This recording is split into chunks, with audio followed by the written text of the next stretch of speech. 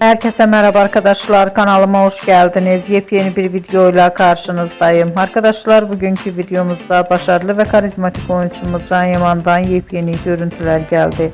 Ben de bu görüntüleri sizler için YouTube kanalımda video halinde sunuyorum arkadaşlar. Umarım beğenirsiniz. Videomu beğendiyseniz kanalımı izlemeyi ve bildirim butonuna basmayı unutmayın. Şimdilik benden bu kadar olsun. Yeni videomuzda görüşmek üzere. Hoşça kalın.